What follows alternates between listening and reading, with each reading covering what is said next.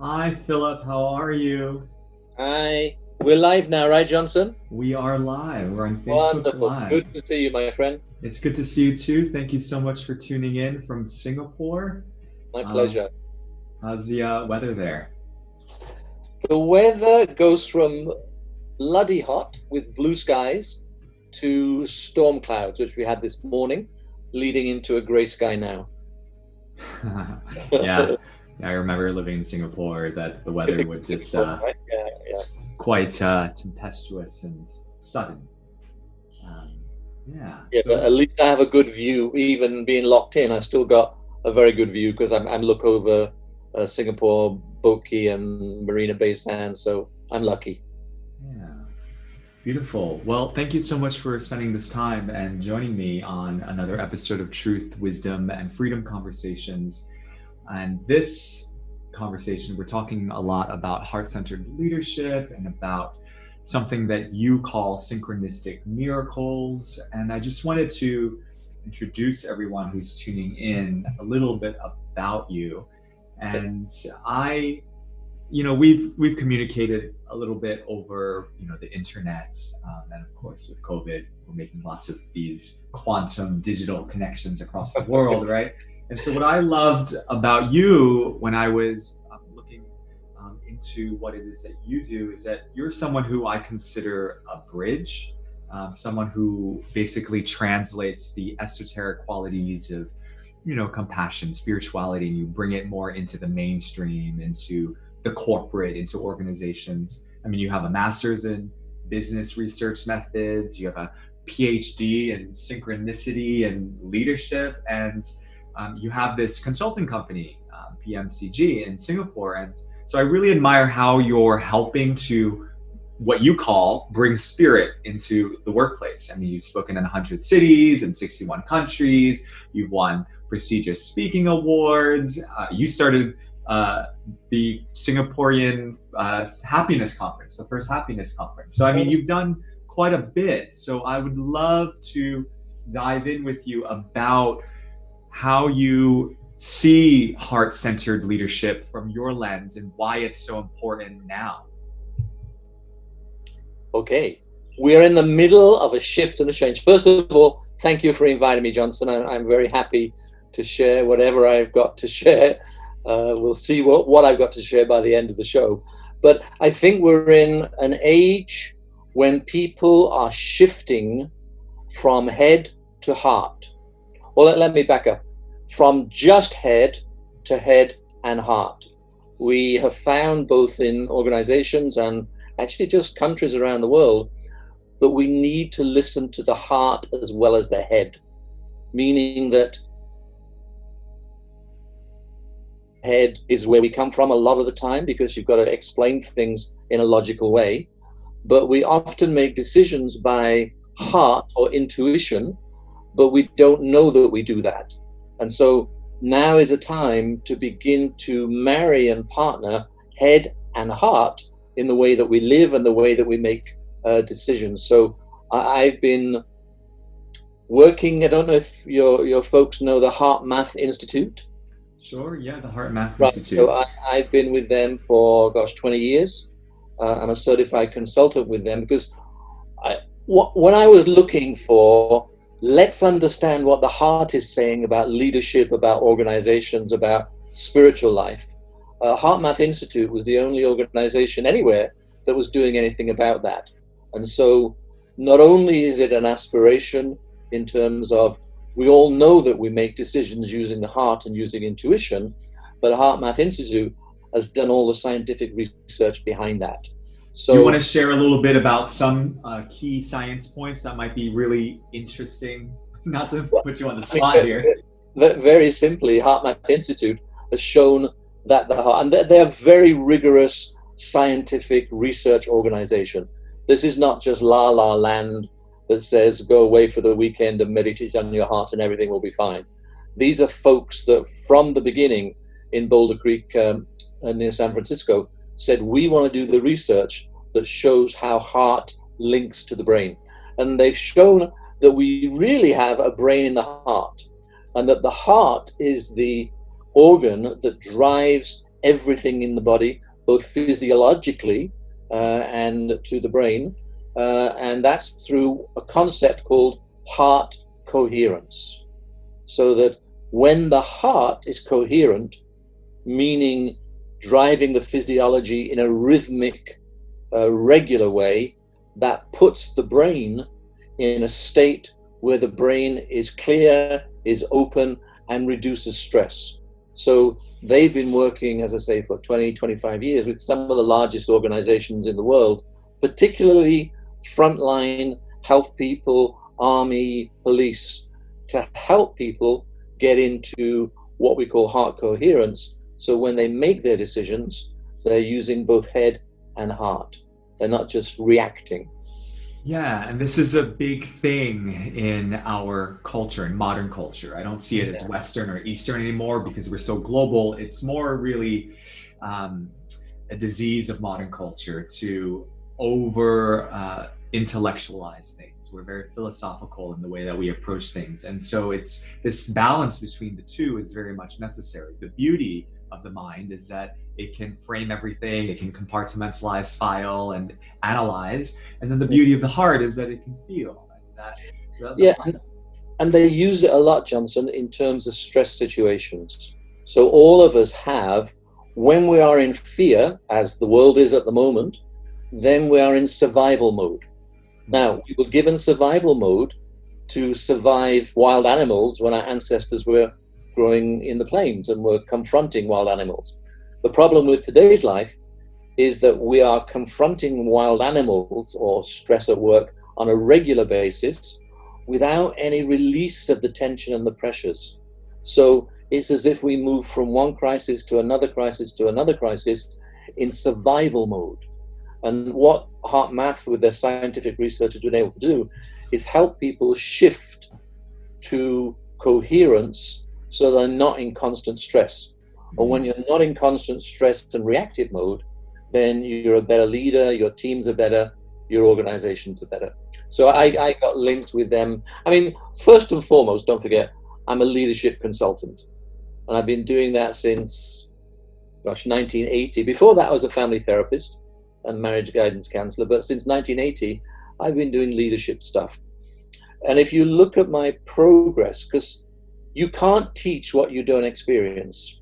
And as over the years, I've watched the world needing to shift into spirituality and shift into heart-based responses, as well as logical responses, then that has guided my practice. So I always like to keep up with what I'm experiencing. Yeah, let's dive into that a little bit. So what was the shifts that you needed to see in the world? You know, you said that you were a family guidance counselor at one point, and then you moved into leadership. So what was it that drew you into highlighting spirituality as the main driving force between people's MO? Well, you're going to have to go back before I was working.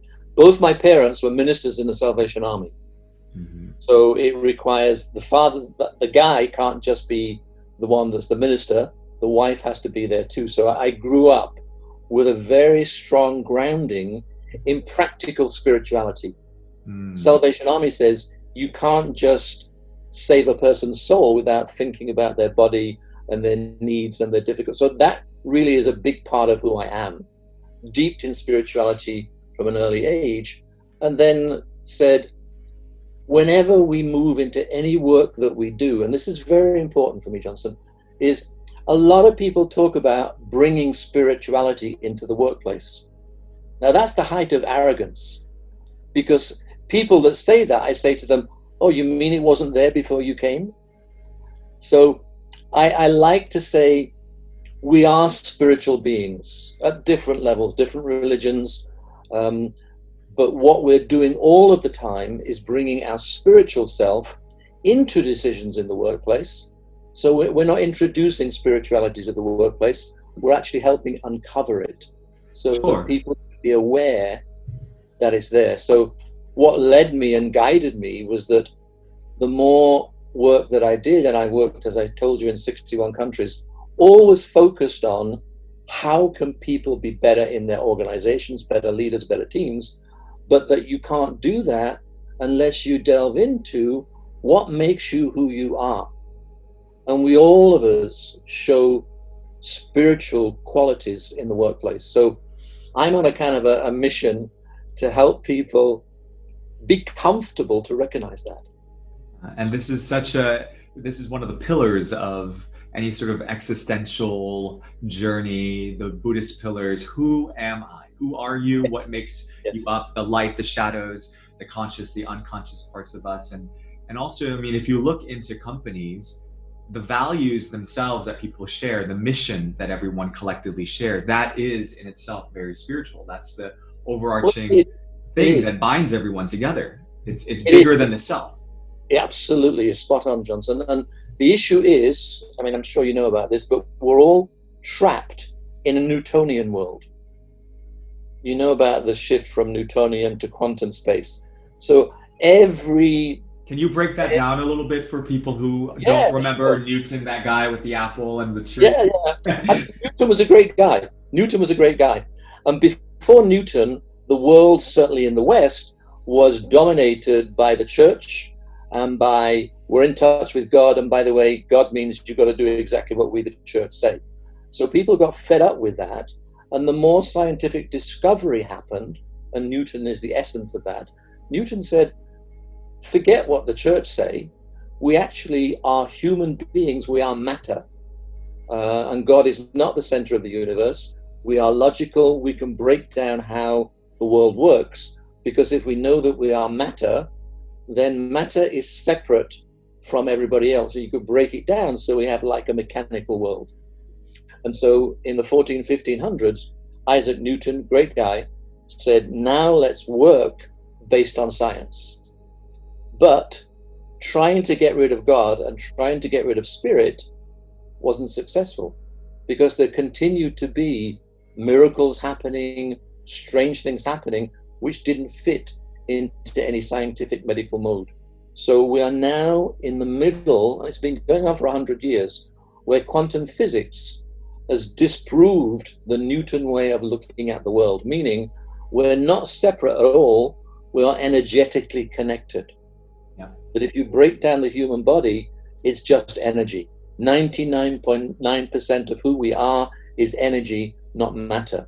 So we're in the middle, I mean, it's just gathering space now, it's been around for 100 years, but we're in the middle of a revolution that says, let's pay attention to the fact that we are energy and what that means for organizations and being alive and being who we are. Well, I think this is so important that we're coming full circle with the sciences to recognize the more feminine aspects of the sciences that the yogis and ancient peoples knew about science, that it was that we cannot divorce matter and energy and the emotions and the thoughts, that everything is interconnected. And that's really what quantum means. That's quantum science. All of it is really, it's a marriage of the masculine and the feminine. And I love that, you know, as part of your mission statement, your whole MO in life is about creating the wholehearted, you call the quantum leader, the wholehearted quantum team. And you say something about synchronistic miracles and to build partnerships, peace, and prosperity between cultures. So why is it so important for people, leaders, especially in organizations, corporates, to embody this part of themselves that we sometimes think, oh, we can't show that part at work? Like what you said, it's like it's already there. It's a matter of uncovering it and choosing to move and breathe and act and decide from that place. Yeah. Why?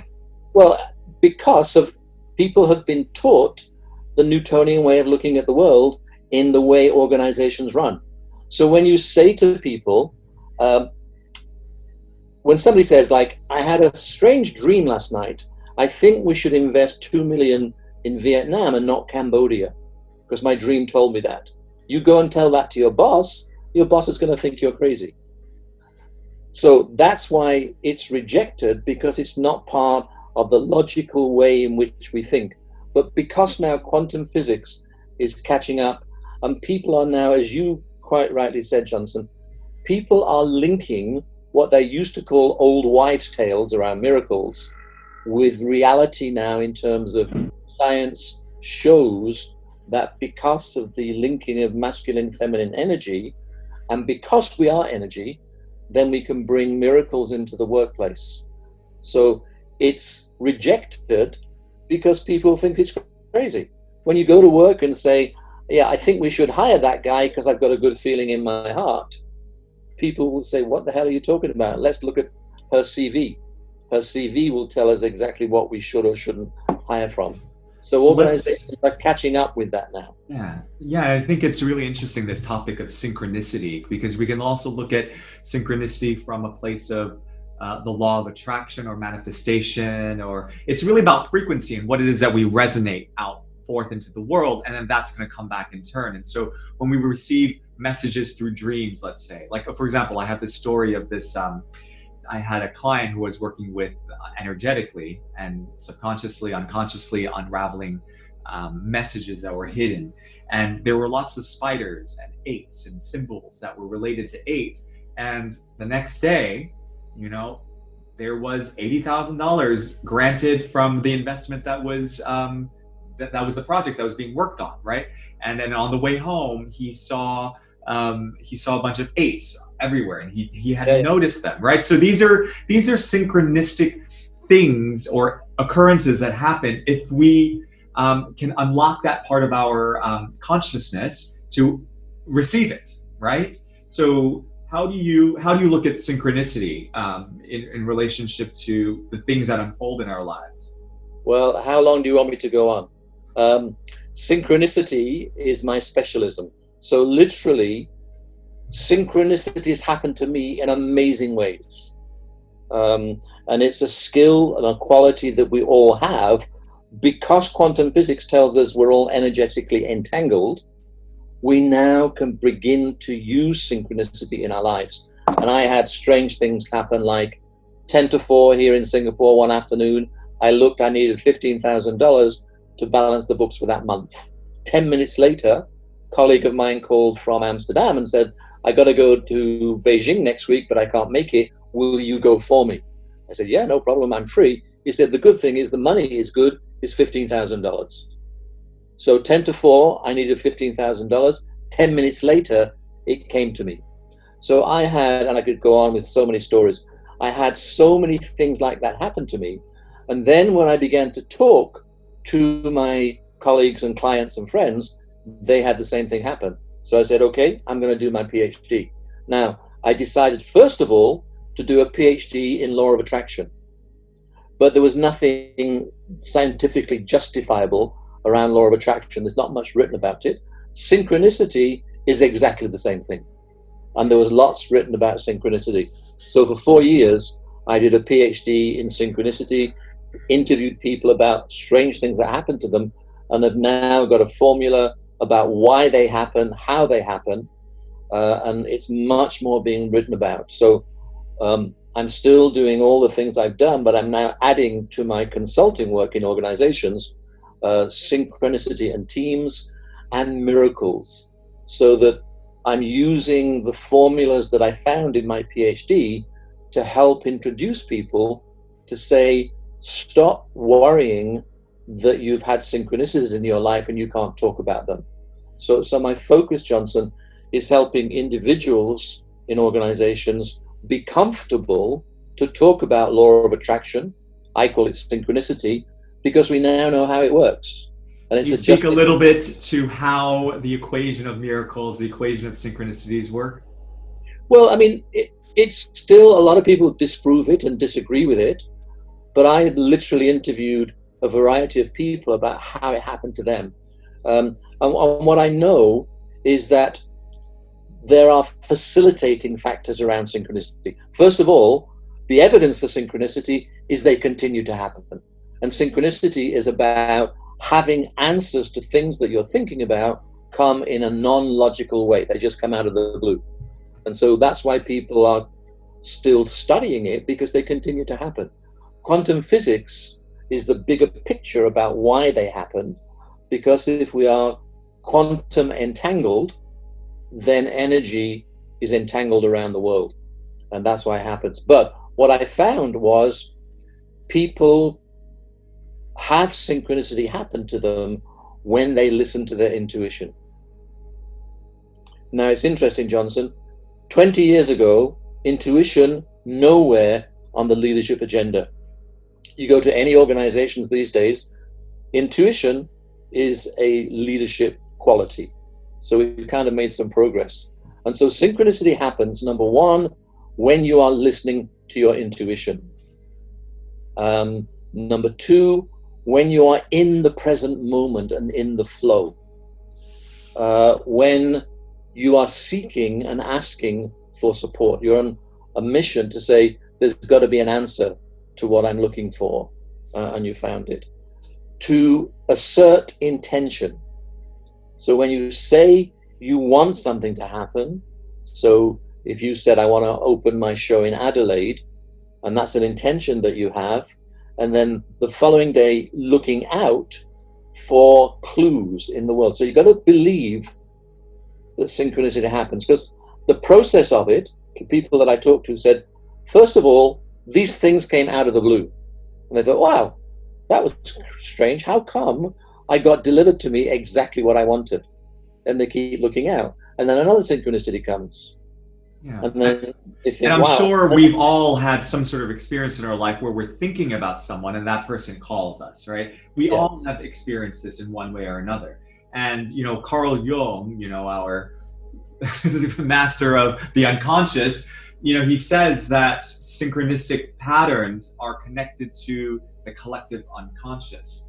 So the collective unconscious and to archetypes. Obviously, Jung was a major factor in my PhD. So what I'm saying here is that we are now in a process for being able to try to explain or develop further and understand that my PhD, I'm the first person in the world to do a grounded theory PhD on synchronicity and leadership. And so what we're doing is saying to people, you no longer have to ban these things that happen to you as just strange coincidences. There is now a proven mechanism that shows how they happen and why they happen. And to me, and this is where, for me, Johnson, it got into the area of spirituality too. Now, you don't have to be a spiritual person to believe in synchronicity, but the conclusions that I came to from the people that I interviewed, they said, it tells me that, number one, we are guided, because people had synchronicities happen to them that caused them to do something that they wouldn't otherwise have done, that guided them on the way to a more meaningful life. And that's the second thing. Life is meaningful. Third, we are not alone, because if synchronicities happen to you out of the blue, then that says they're not made up.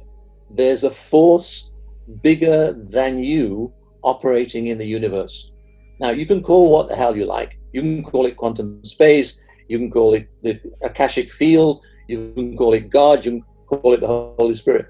Whatever it is you call it, it shows to us that there is a force in the universe that somehow is on our side if we open to it and we listen to it. And that ain't a million miles away from belief in God, right?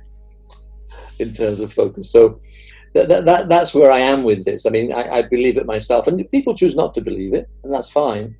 But I have had enough experiences of it, and now having done my PhD and listening to other people who, just as you said, everybody's had the experience of thinking of somebody and that happens.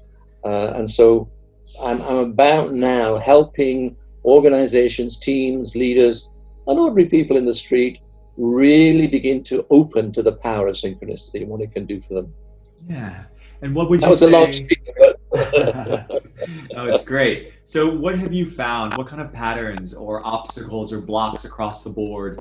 I mean, different coaches, trainers, practitioners, healers, teachers all come across, the same obstacles, same patterns that keep repeating themselves. So when you work with leaders, what are some of the same themes that keep popping up in their field that keep them from accessing more intuition, emotional intelligence, the ability to make, choices from a heart-centered place?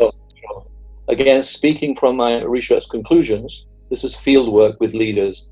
Number one, holding on to the past. Somehow believing that the way they've always done it is the way they should always do it. Now, that's especially powerful in the world in which we live, which is much more volatile, much more uncertain. We can't hold on to logic to solve things, but the logic that people hold on to is a reason why they block synchronicity happening. And there's a strange phenomenon around this, Johnson. The more you believe in synchronicity, the more it happens. It's called the synchronicity of synchronicities. So if you accept the basic premise that quantum physics says we're all energy, then if we're all energy, then the words that we use and the feelings that we have, the more we open ourselves to that, the more synchronicity comes. So the biggest reason that blocks synchronicity is for people to say, it's just coincidence. Because that mentally blocks the field of energy coming to you. The other reason in organizations is a very simple one. My MBA didn't teach me this. And if people have paid hundreds of dollars for MBAs, if that's not on the agenda of MBAs, which it isn't, then somehow they've got to let go of all of their training. And because in organizations, everybody thinks the same thing, they're scared of losing their credibility. Again, if you go to your boss and say, I think we should invest $2 million in Cambodia because I had a dream last night.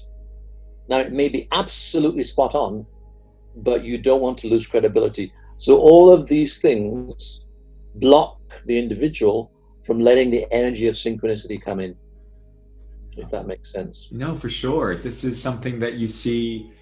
I mean, you can say that for probably people who aren't even leaders, that if we're tied into belief systems that keep us in a certain mode of operation, they're not making healthy decisions in our lives. If we're stuck in the drama and the trauma, there's no way we're going to move forward into seeing, the universe as this benign force that's there to help us, as opposed to like, oh, the world's against us. And where it's very, very interesting, Johnson, because I like to start small. I mean, I coach people, I train people, I counsel people into saying to them, so what's going on in your life at the moment that you don't understand, but you think might give you some answers to the problems you're facing? But then when you get to it being bigger, think about global events. Now, let me tell you something that happened with Chernobyl. Remember Chernobyl, the nuclear reactor? Sure. The week before Chernobyl happened, many people in that region were having dreams about Chernobyl exploding. Now, for me, that's synchronicity, spirit, whatever you want to call it, giving people's energy systems pre-warnings that the explosion was about to happen. Now, what if there'd been a way of gathering those feelings and dreams before Chernobyl happened, and that could have had some influence on getting people out in time? So this is why it's an amazing thing, because if synchronicity happens to us individually, we know it does, because you think of a friend and a friend calls you. If that's true, then it's true in much bigger ways. Now, if you take COVID-19, people are, and I don't want to get too much into that, but if you take COVID-19, why is it happening? Now, I still feel it's just terrible because so many people dying, but already people are beginning to say the air, the climate is better, the air quality is better, dolphins are swimming in Venice canals, etc., etc. So what if events, not just in your own lives, but in the globe, also are impacted by synchronicity? Maybe COVID-19 is a practice run for the disasters of climate change. So for me, it begins to, for me and for other people I work with, help them understand, when do I use head, when do I use heart? Because heart doesn't mean you let go of head.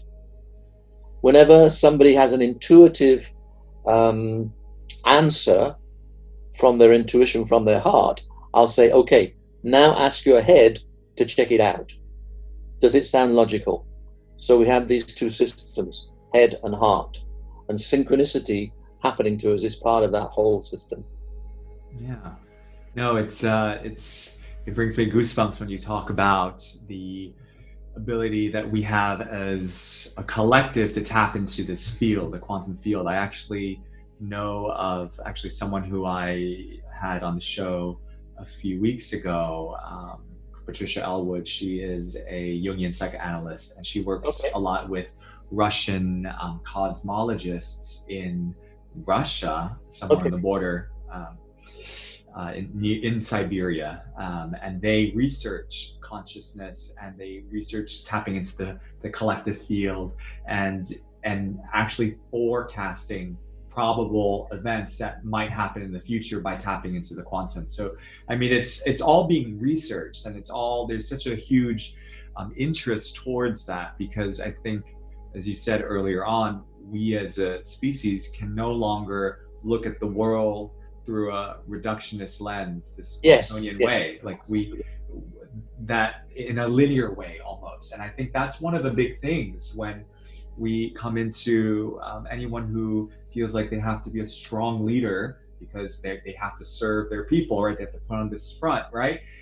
Is that we think of things linearly because we were educated that way. And that's one of the biggest obstacles that I find across the board that we need to break down as we're moving forward into this new age. And I love what you were saying and posing that question of, well, what if all of this is pre-shadowing or foreshadowing and prepping us for something bigger that's to come?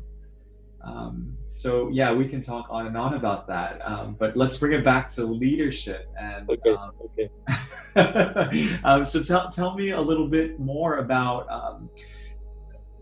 leadership in how you're perceiving it now in this current climate. You know, are people that you're working with, do you find that they're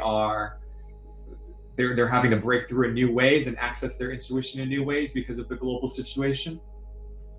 Because of COVID-19? Yeah, I mean, it's still tough with COVID-19 because I can't get over the pain and the sadness of so many people dying separate from their loved ones and all of that sort of stuff.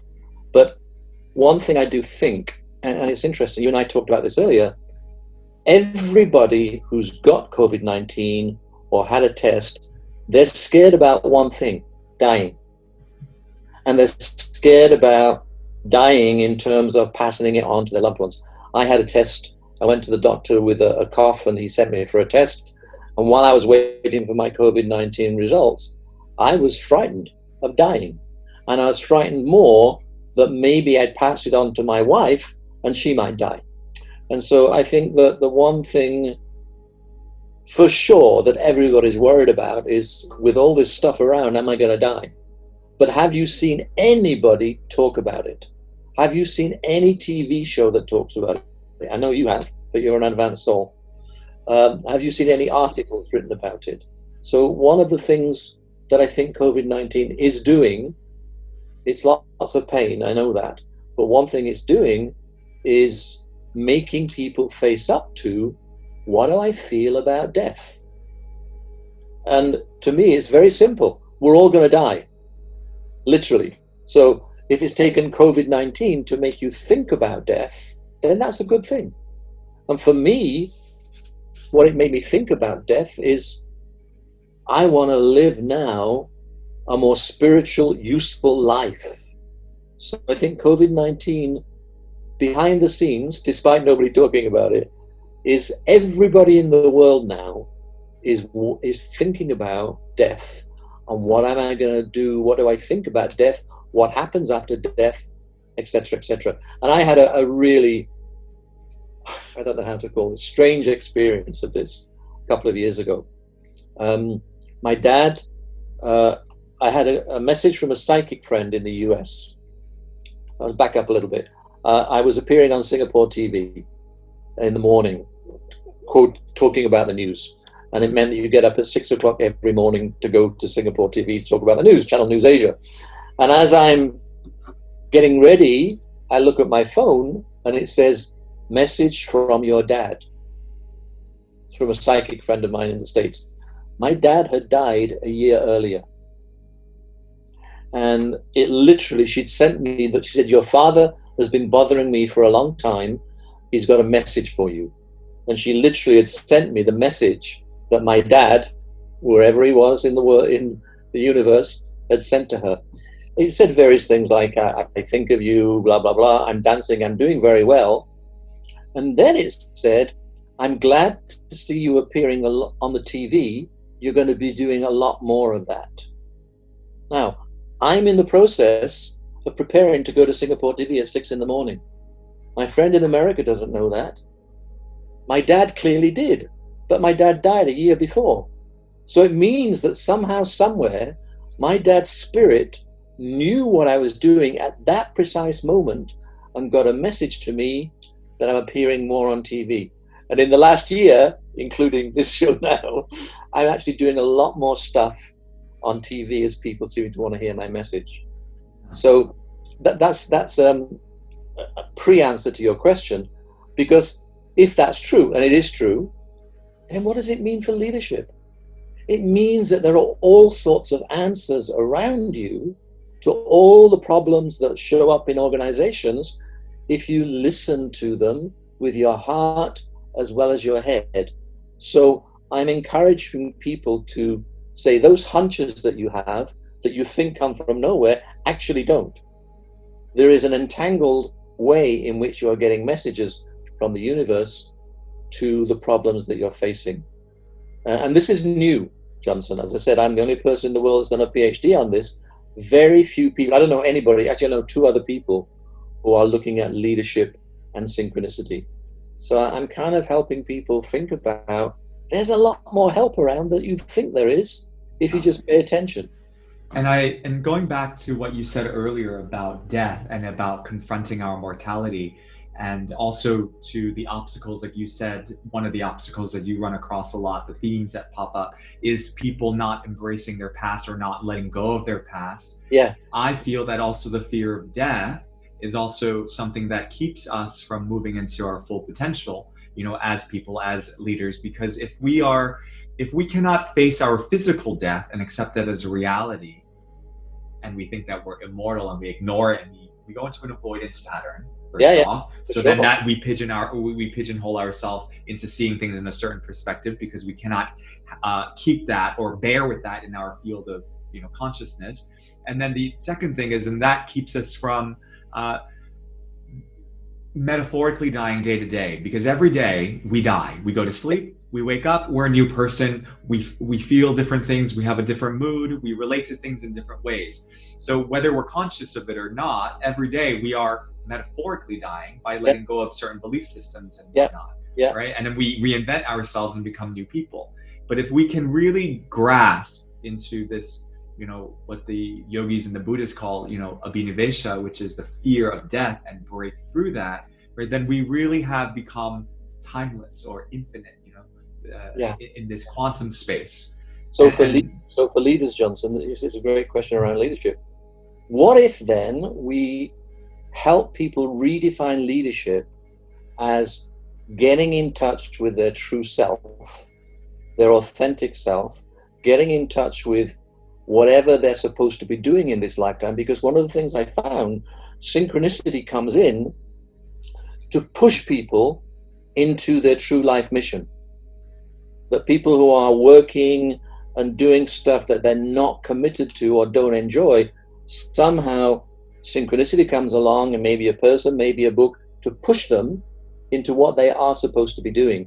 So the beauty of it for me around leadership is that leaders need to look at themselves, who they are, help their team do the same thing, and that way you're actually more successful as an organization. Because all sorts of research that says when you are doing what you love to do, the results and therefore the profits are much more profound. Yeah. So I think we've been in it for a while, but I think we're moving now more and more into the leader's role, an organization's role, helping people rediscover who they're supposed to be in this lifetime. Yeah, I love that reframing of what leadership is. It really is that. It's because if we don't honor what it is that we are, who it is that we are, the purpose and the mission that we've come into this lifetime with, and we don't see the big picture of it, and we're just focused on, you know, the little itty bitty details, and just every cookie crumb that we see along the path, you know, chasing for something. What are we doing it for? Here's the redefinition. A great writer, Joseph Jaworski, who wrote a book called Synchronicity. Joseph Jaworski's father was the Watergate prosecutor back in Nixon's days. His definition, which I love, is the leader's role is to set the scene on which synchronistic miracles can happen. I love that. The beauty of it, if you're doing that at work, in all our work, and you know this as well, in organizations, that shifts to changes in your personal life too. Yeah. That all kind of fits together. Well, it's the micro and the macro, because really the company is just a bigger family. It's a bigger family, and if you haven't dealt with the relational issues in your immediate family, right, it's going to play out in the bigger family, in the organization you work at, and vice versa. And so it's going to affect both ways for sure. That's absolutely spot on. And I've just thought then about COVID-19. I watch the press conferences in the US all the time, and I think what we have played out in that whole stuff is the clash between individualism, take care of yourself, make money, and compassion and caring. And so I think COVID-19 has always come along, and you can see that happening with Trump these days. He's focused on his image and getting re-elected. A lot of other people focused on, let's work together for the collective good of everybody. And I can't help but laugh. I hope Trump stays safe. I wouldn't wish anything bad on him. But at the moment when he's saying to the rest of America, this tracing and this injection vaccine is not so important, guess what's happened? COVID-19 has now come to the White House. So he's now got 2 people infected. So all the stuff that he's now saying, better test, better trace, in the White House, or all the things that he's saying the rest of the country doesn't need. Now, you tell me, if not, that's not a synchronicity. To bring Trump face to face with his own danger of getting infected. Yeah. Synchronicity is everywhere if we just pay attention and look. The thing important is don't go overboard with it. Not everything is synchronicity. Sure. I say to people, anything that is unusual that comes your way out of the blue, stop and think, what is this saying to me? Yeah. Then make it count. Yeah. Well, thank you so much for that. I love everything you said about synchronicity and leadership and being heart-centered and quantum and into all of these philosophies that we really need to redefine and just take in from here and here, right? Connecting the heart and the mind. And I love that. Heart and mind and heart. Is there anything else that you would like to add about anything? One thing that's coming into me, I don't know if you know the work of Joe Dispenza. Sure, yes, I do. I'm a Joe Dispenza consultant, trained by him to bring his work to the world. Joe Dispenza has got all of this sorted. I didn't see his books until I'd finished my PhD, but he's got so much around quantum space and bringing synchronicity. So he's also somebody I follow. So my final thing is just to say to people, you don't have to 100% believe in this. But if ever you've had a synchronicity happen to you, then think more about it. The more you go looking for it, and this is my final thing, my final conclusion in my PhD was that we're all being introduced to a life of synchronicity, where we are connected, we are guided. So look more for those and explore more those events.